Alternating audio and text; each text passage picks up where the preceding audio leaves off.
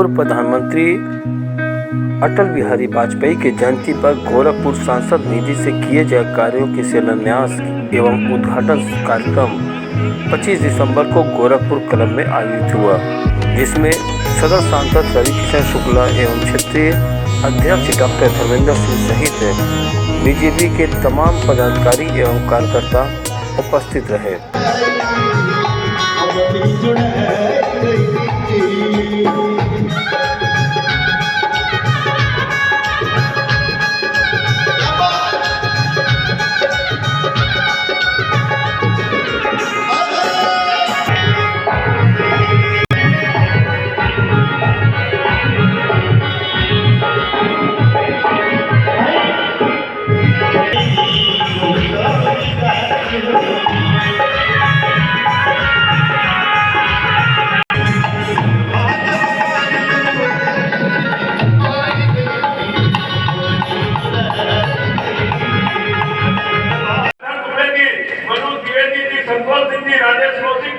अनुराग दुबे जी, सुरेश सिंह जी, प्रशांत जायसवाल जी, उपंदर उपाध्याय जी, हर सिंह जी, आप सभी लोगों का इस कार्यक्रम में ढेर सारा स्वागत वंदन अभिनंदन करता हूं।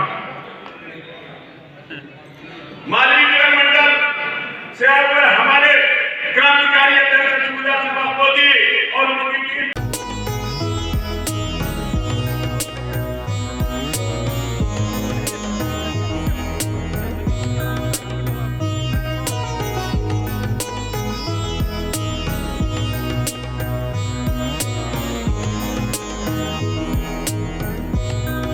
गोरखपुर सांसद रविकिशन शुक्ला ने अपने निधि के परियोजनाओं का किया शिलान्यास और किया लोकार्पण।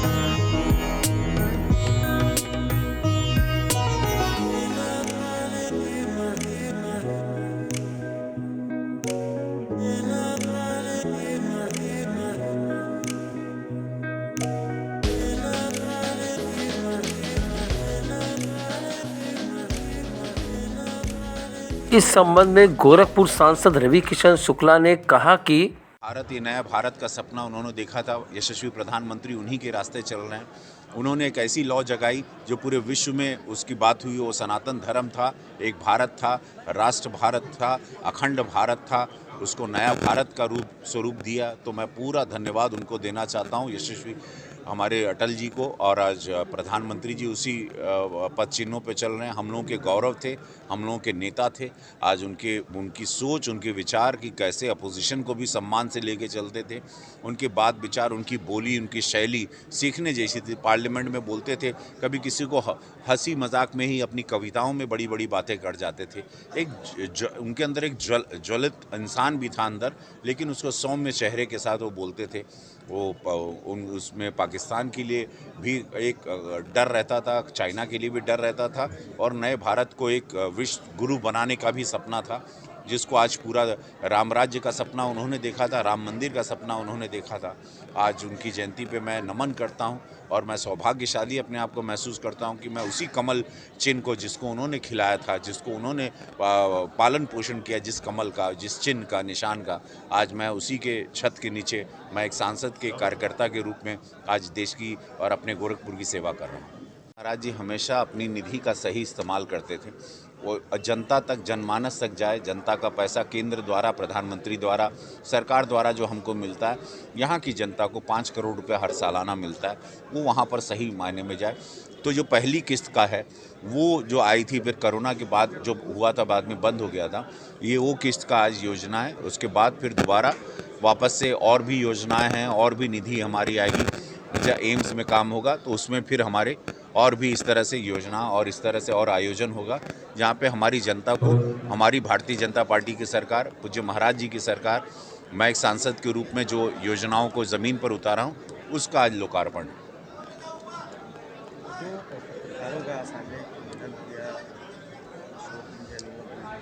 बहुत दुखद, बहुत दुखद, बहुत दुखद। और ये देखिए, ये वो पत्रकार थे जिनको मैं करीब से जानता था, जो मेरे रोज़मर्रा की ज़िंदगी में गोरखपुर में आते थे, मुझे कवर करते थे। धर्मेंद्र पांडे जी ने उस वक्त भोजपुरी लोगों का आवाज़ उठाया, हमारा या मनोज तिवारी का, जब यहाँ पर पूर्वांचल में लोग नहीं जानते थे। शुक्ला लिखना उन्होंने पहले शुरू किया था जब वो दैनिक जागरण में थे, और वो ऐसे व्यक्ति थे, ऐसा व्यक्तित्व था, और इतने भोजपुरी या भोजपुरी भाषा को लेके या भोजपुरी संगीत को लेके या भोजपुरी के लिए लड़ते थे वो। आज उनका जाना आज बहुत बड़ा आघात है।